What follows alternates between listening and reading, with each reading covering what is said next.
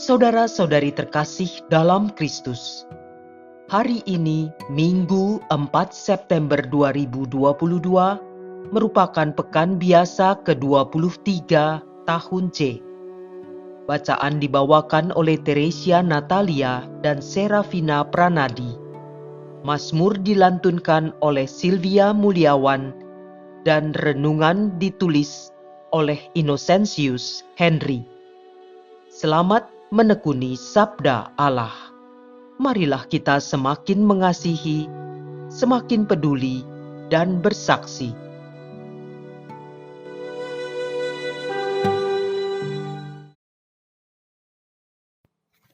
Dalam nama Bapa dan Putra dan Roh Kudus. Amin. Tuhan, Engkau memberikan kepada kami firman-Mu. Firman-Mu telah menjadi manusia dan kini menjadi bentuk kehadiran-Mu di tengah kami. Utuslah Roh Kudus yang Kau janjikan sebagai penghibur, yang mengajarkan kami makna firman-Mu itu. Kiranya inspirasinya membantu kami memahami firman yang telah ditulis dengan inspirasi ilahi. Jadikan pula kami melalui hembusan roh-Nya, tanah-tanah yang subur bagi pertumbuhan firman-Mu, hingga menghasilkan buah berkelimpahan. Demi Kristus Tuhan dan pengantara kami. Amin. Bacaan dari Kitab Kebijaksanaan, bab 9, ayat 13 sampai dengan 18. Manusia manakah dapat mengenal rencana Allah? Atau siapakah dapat memikirkan apa yang dikehendaki Tuhan?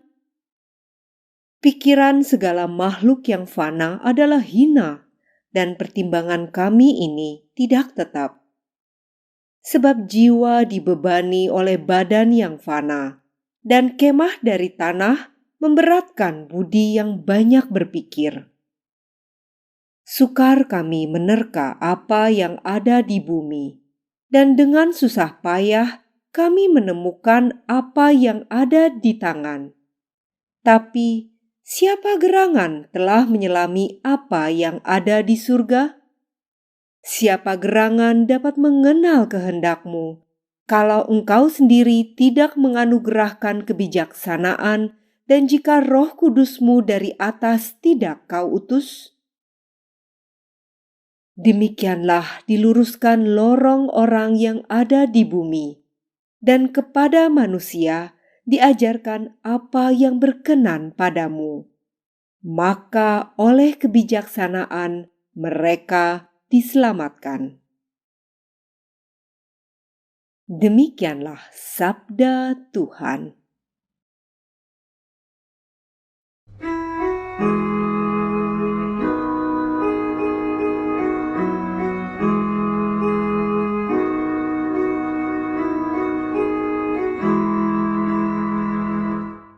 Tuhan, Engkaulah tempat perlindungan kami turun-temurun.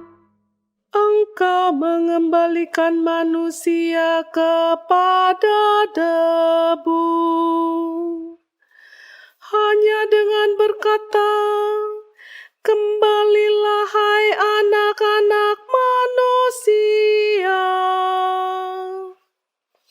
Sebab di matamu 1000 tahun seperti hari kemarin, atau seperti satu giliran jaga di waktu malam.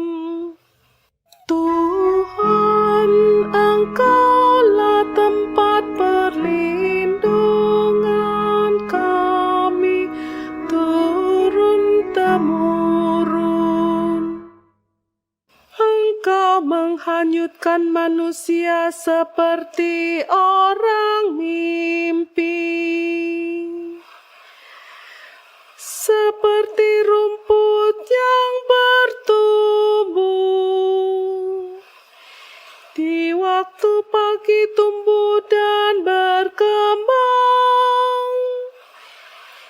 waktu petang sudah lisu dan layu. Tuhan, Engkaulah tempat perlindungan kami turun-temurun. Ajarlah menghitung hari-hari kami, hingga kami beroleh hati yang bijaksana.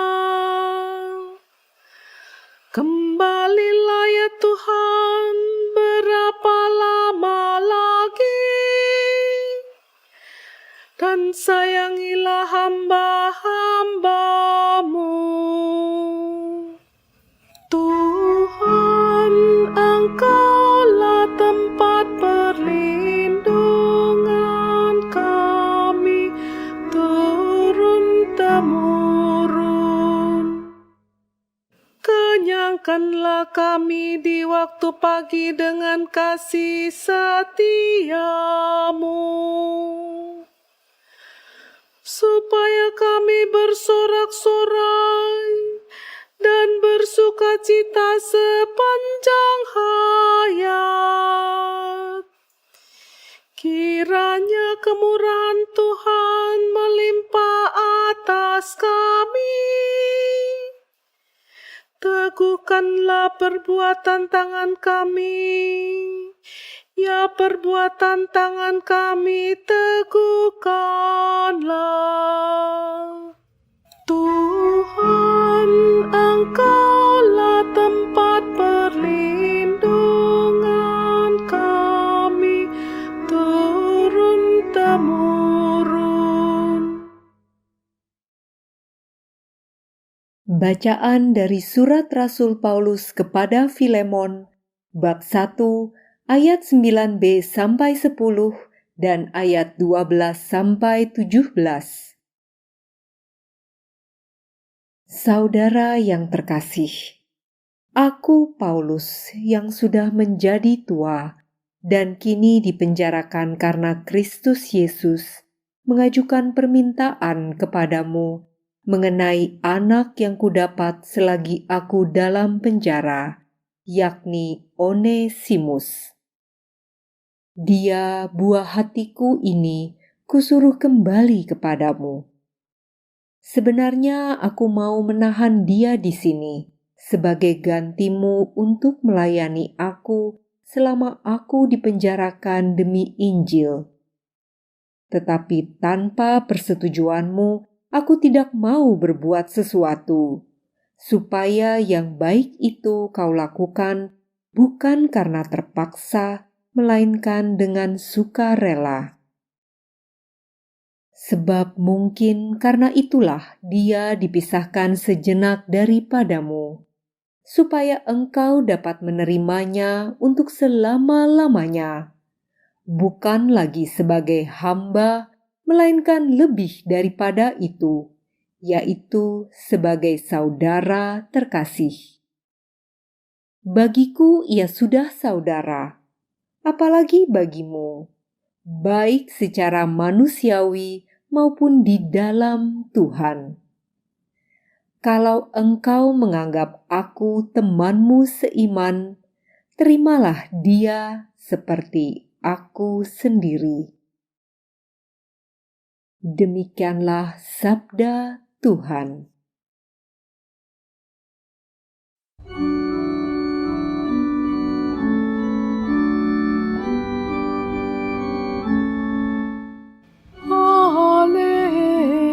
Haleluya, haleluya.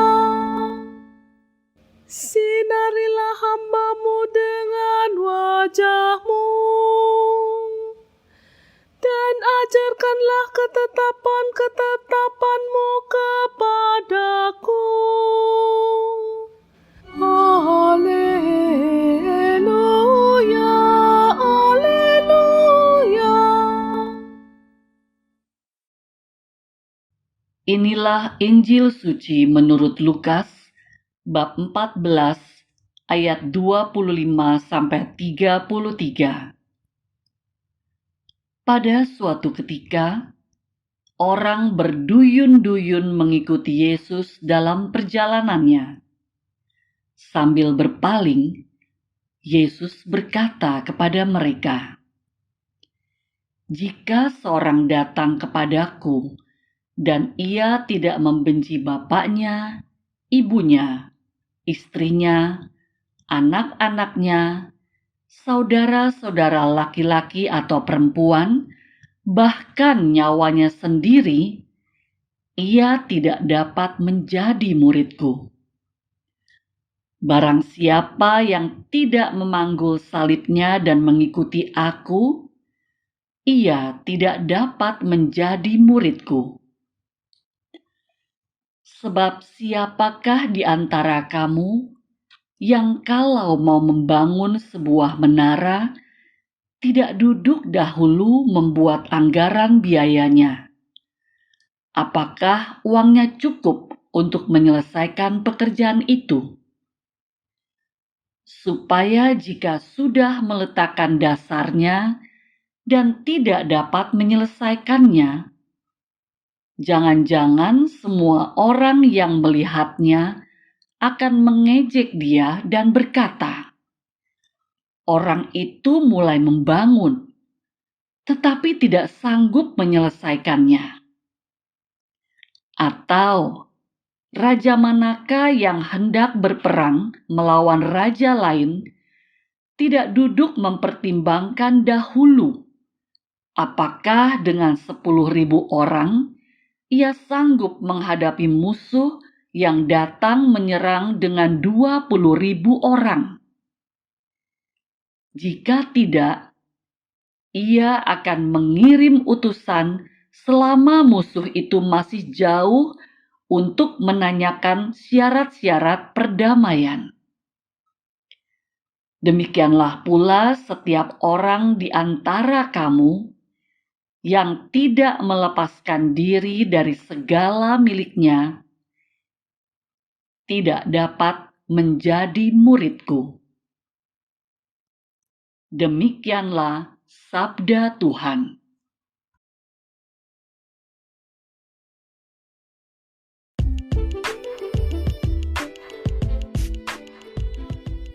Menjadi murid Yesus yang radikal. Renungan dibawakan oleh Innocentius Henry.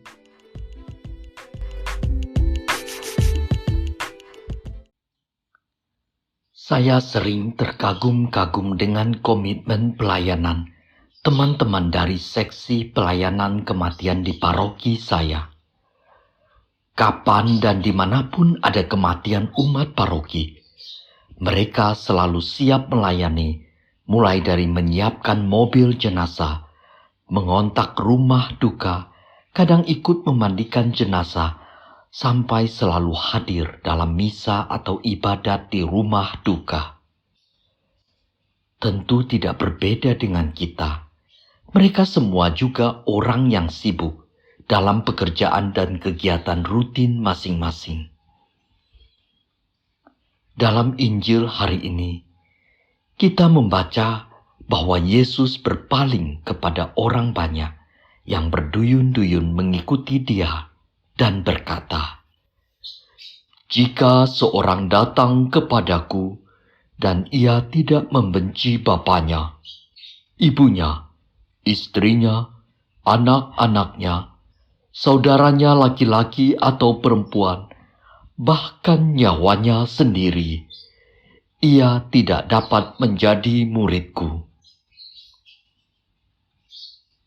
Apakah teman-teman dari seksi pelayanan kematian yang saya ceritakan di atas, yang notabene telah menunjukkan teladan sebagai seorang murid Yesus yang baik, membenci orang tua, atau pasangan, atau sanak keluarga mereka? Pasti tidak demikian maksud perumpamaan yang dipakai Yesus. Sebelumnya di Lukas 9 ayat 23, Yesus telah menetapkan syarat untuk mengikuti Dia.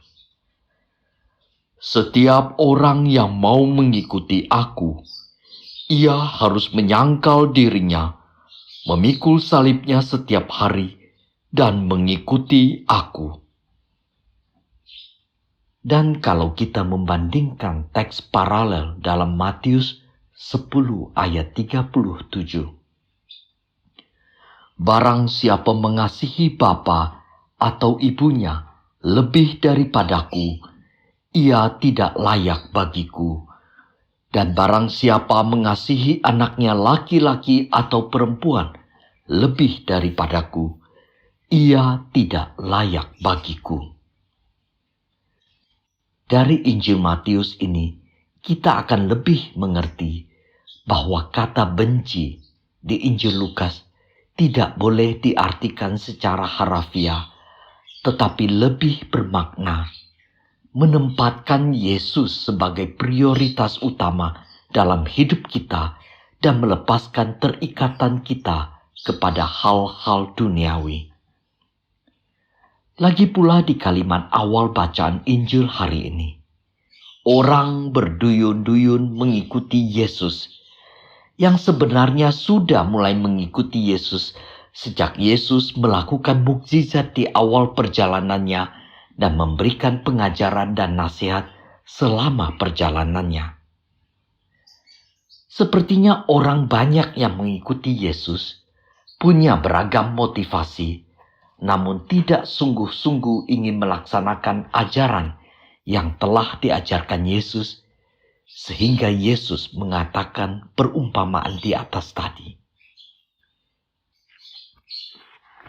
Apakah kita adalah bagian orang yang berduyun-duyun itu, yang hanya sekedar mengikuti Yesus, tetapi masih memiliki kelekatan dengan hal duniawi, dan menjadikan alasan kelekatan itu untuk tidak melayani sesama? Marilah berdoa. Bapa Guru sejati hidup kami, selalu ingatkanlah kami untuk setiap saat berintrospeksi. Apakah kami sudah menjadi murid-Mu yang baik, menjadi murid-Mu yang radikal dalam melaksanakan semua ajaran-Mu? Demi Kristus Tuhan dan Penyelamat kami, dalam nama Bapa dan Putra dan Roh Kudus. Amin.